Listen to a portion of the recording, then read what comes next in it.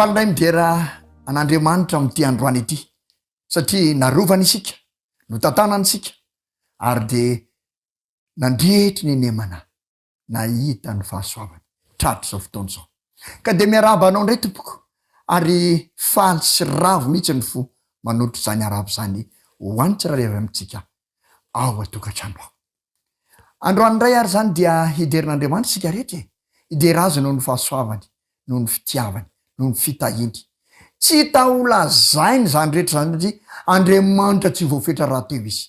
Ka de ny fiderana no atao asandratra, ny fiderana no atao betsaka mihitsy eo amin'ny fiainantsika. Amin'ity androany ity de hiaraka amina gropy anankiray indray isika.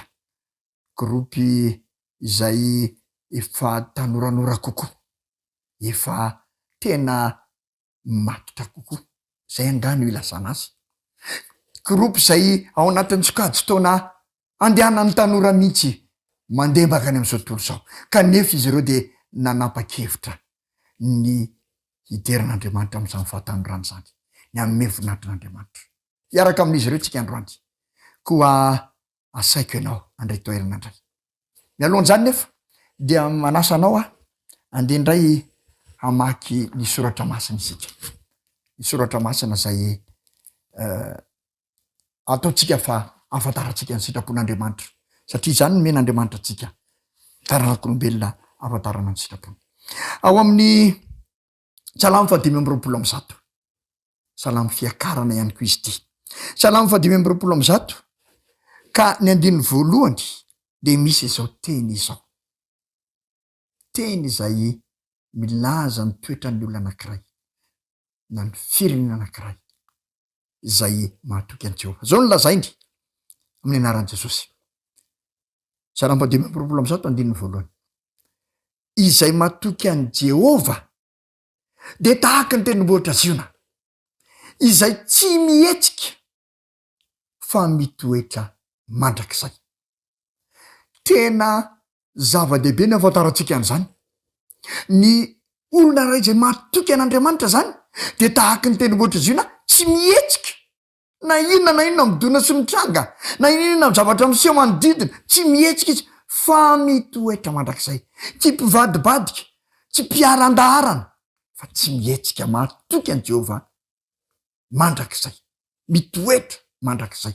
Ary eo amin'ny andiny faharoa de zao mihitsy ny teneniny: rehefa tsy mihetsika fa matoky an' Jehova ny olo anankiray. Andiny faharoa de ozy izy: tahaka ny tendrombohitra manodidina ny Jerosalema no ano adidina an' Jehova ny olony hatramin'izao ka ho mandrakizay.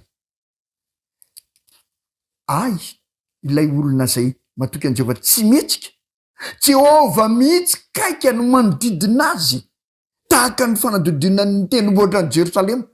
De Jehova manodidina azy, noho izany tsy mivily amin'ny akaviana akavanana na mivily any amin'ny lalatsizy izy, fa mitoetra tsy mihetsika amin'ny finoany sy amin'ny fahatokiany an' Jehova.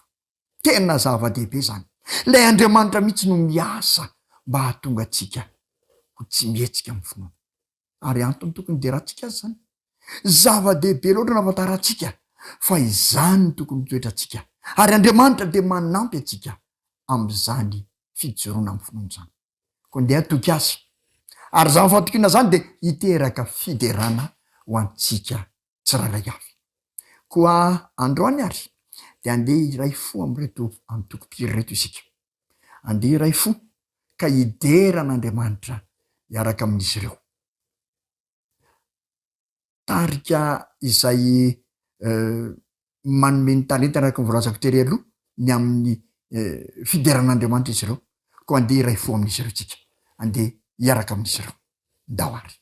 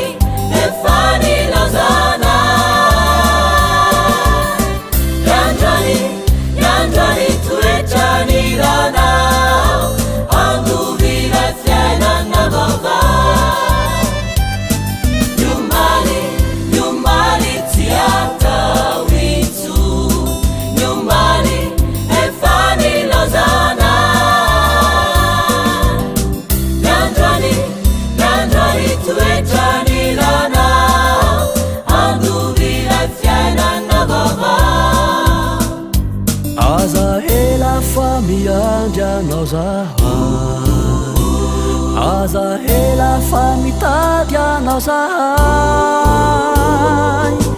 efa tsy tamana amizao tontolo izao fandovila fiainana vaovao nyumbani tsy atao intsony nyumbani efa nilazana nyandrany toetranilana andovila fiainana vaovao aza hela fa miandriana zahay aza hela fa mitady anao zahay efa tsy tamana amizao tontolo izao fandovila fiainana vaovao nyumbani tsy atao intsony nyumbani efa nilazana nyandrany toetranilana andovila fiainana vaovao andovila fiainana vaovao andovila fiainana vaovao andovila fiainana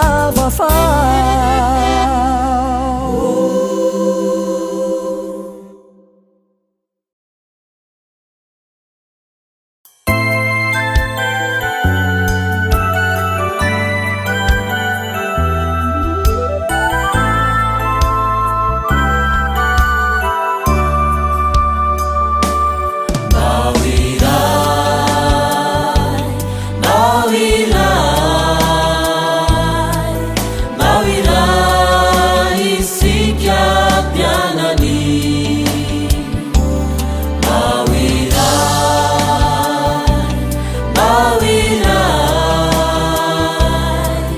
mawirai amini fitiavani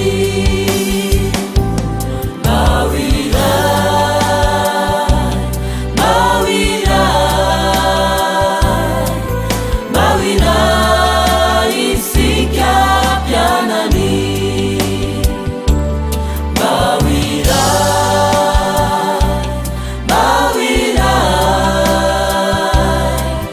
mawirai amini fitiavani zainu afanihi funimbulla tetu antanihizi dendi fankati uduri yarayasa amini fitiavani atuluri nitanana kameteza ifangata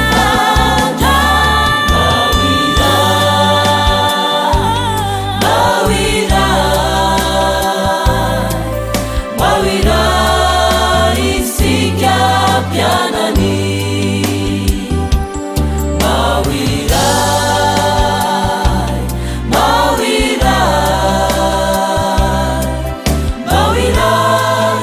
amini fitiavani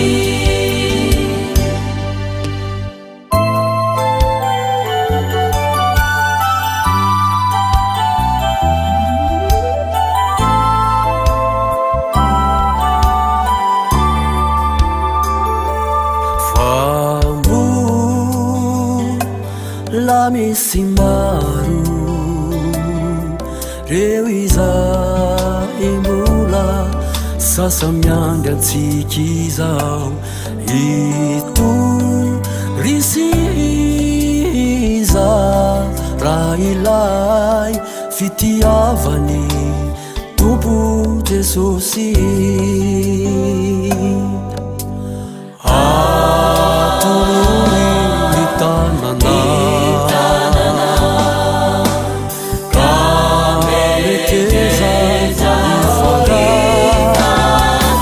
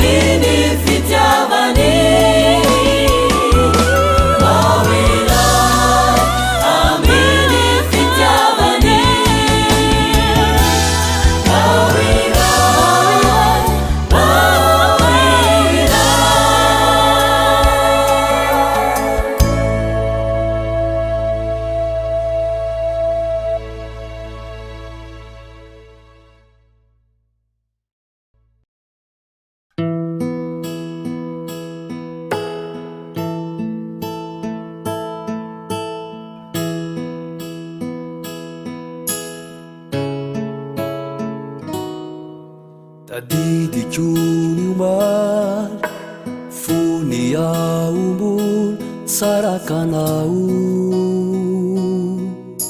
nandrakotra ny jaly sy ny fahoriny zao tontolo izao nandao avoko zay mba namako nanalavitray ka irery aho tsy nisy pitery tanaty ady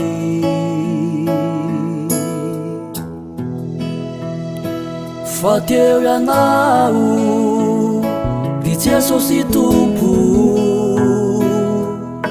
tsy mba nijery zany fareme nampiarinay namera itoetra anilanao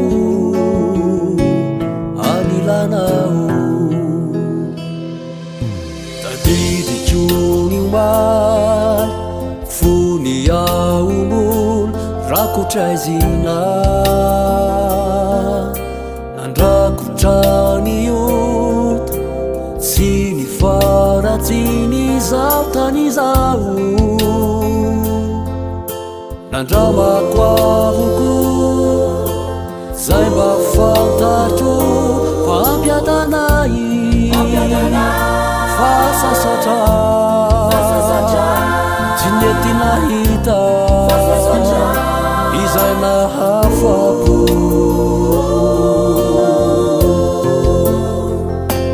fa teo ianao ry Jesosy tompo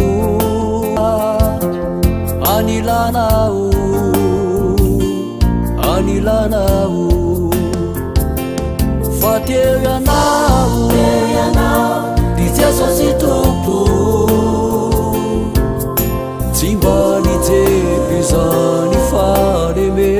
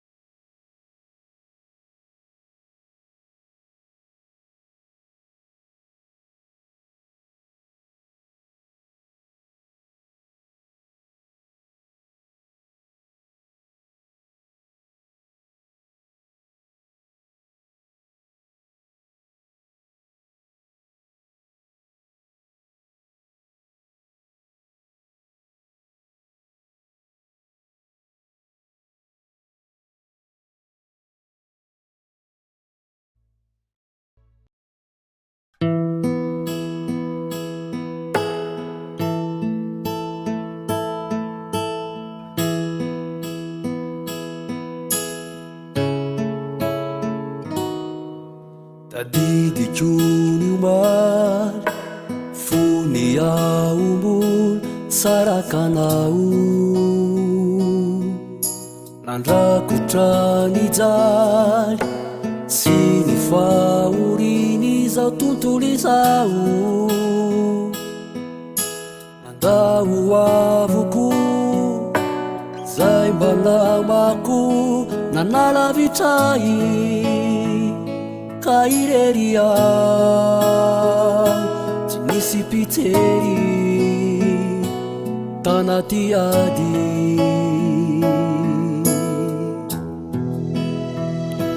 fa teo ianao ry Jesosy tompo tsy mba nijery zany fareme nampiarinay namera itoetra anilanao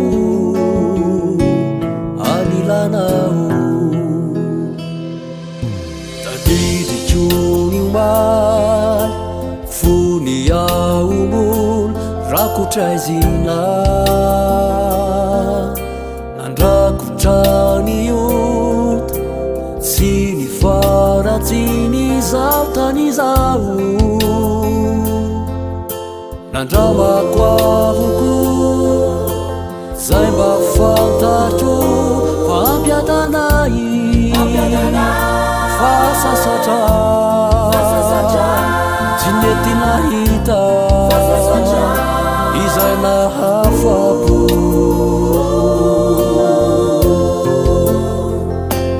fa teo ianao ry Jesosy tompo tsy mba nijery zany faleme nampiarinay namela itoetra anilanao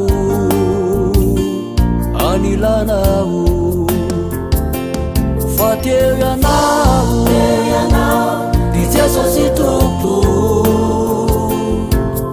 tsy mba nijery zany faleme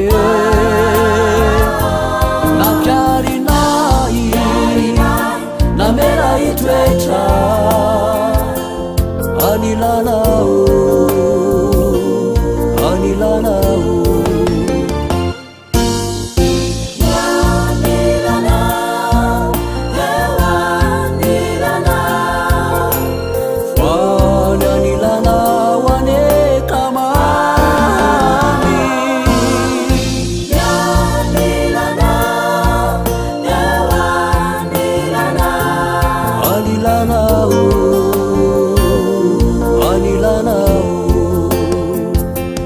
fa teo ianao ry Jesosy tompo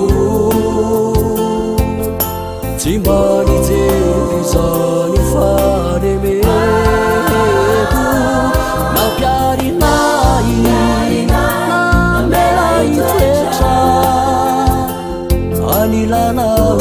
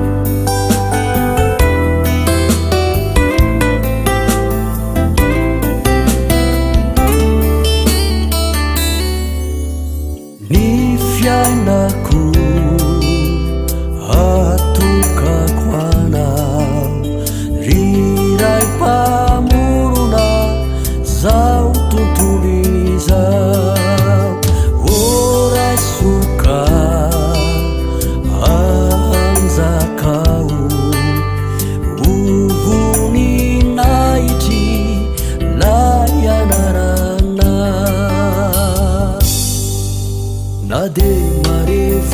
vakatoko izao tontolo izao dia tsy mba mety asarikay iala hamina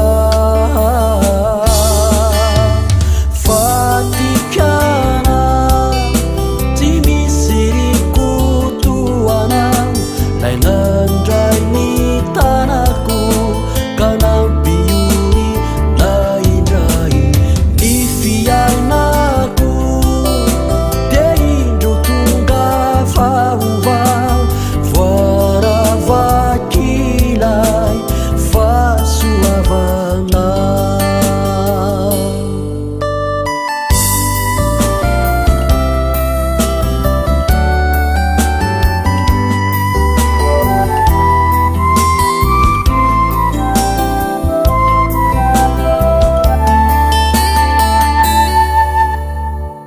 faniriko miakaikinao ahitratranilay falebiazana hanandratra mianaranao sy akamamiko niasoavana na de marevakatoko izao tontolo izao dia tsy mba mety asarikay iala hamina fatikana tsy misy rikotoana lay nandray ny tanako ka nampiony naindray ny fiainako dia indro tonga vaovao voaravakilay fahasoavana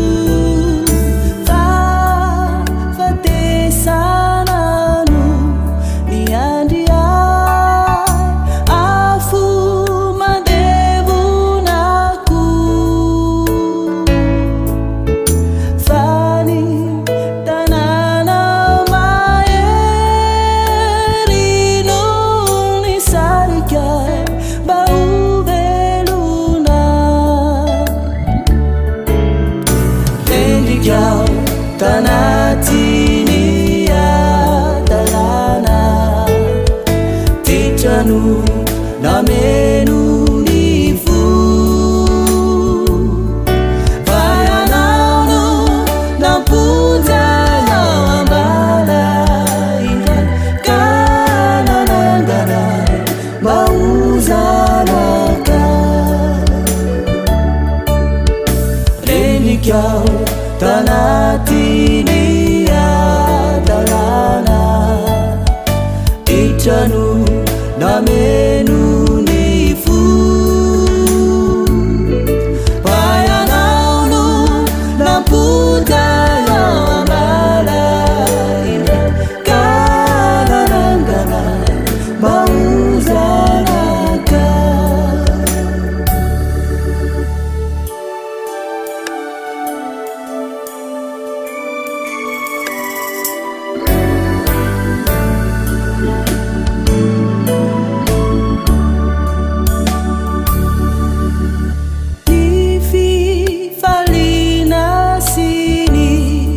Dalampu lubana tulucha Shaina namanda kizainu maninau uvantaniku Rendikau tanatini titranu namenu nifu vayanauno nampunja nawambala indra kananangana mauzanaka renikau tanatini adalana titranu namenu nifu vayanauno nampunja nawambala indra kananangana mauzanaka vayanauno nampunja nawambala indra kananangana mauzanaka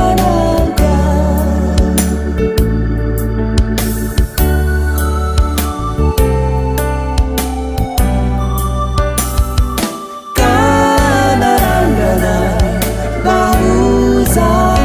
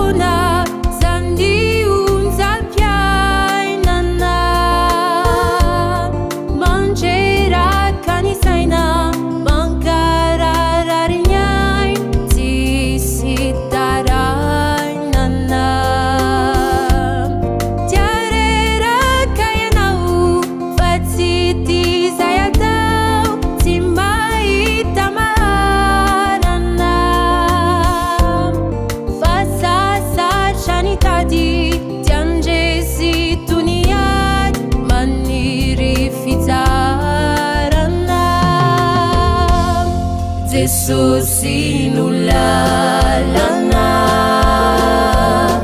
tumpuniza urechizao antana nyavuku zairecha masu izi ampanje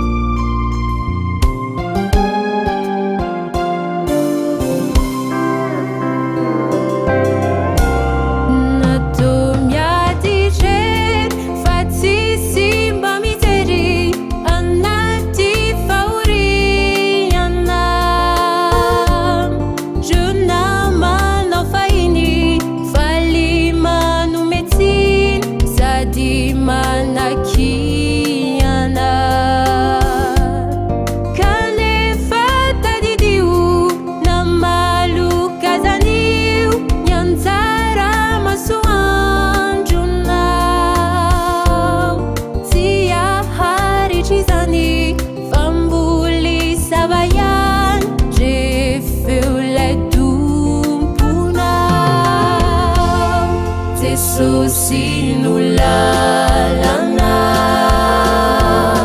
tompony zao rehetra izao, antanany avoko zay rehetra masoa, izy ampandresy anao. Jesosy no lalana, tompony zao rehetra izao, antanany avoko zay rehetra masoa, izy ampandresy anao. Antanany avoko zay rehetra masoa, izy ampandresy anao.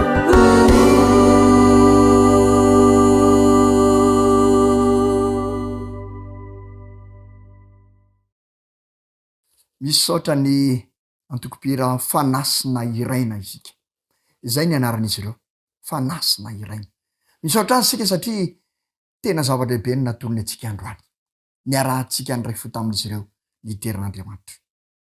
Antsika mba afaka mandrerivo ireo tanorantsika ireo mba hijoro amin'izany toetra tsara tia midera an'Andriamanitra zany ary manokana ny talenta amin'ny fiteran'Andriamanitra zany. Alohan'ny sarana indray ary androany dia amin'ny teny avy amin'ny soratra masina ho anao aho. Teny izay men'Andriamanitra ho an'ny zanany. Ao amin'ny Salamo 121 dia izao no voalaza amin'ny 15 izay ho tononona ho aminao sy ao amin'ny tokantranonao. Ny anaran'i Jesosy. Fiadanana anie ho ao anatin'ny mandanao. Fanambinana anie ho ao an-tapanao.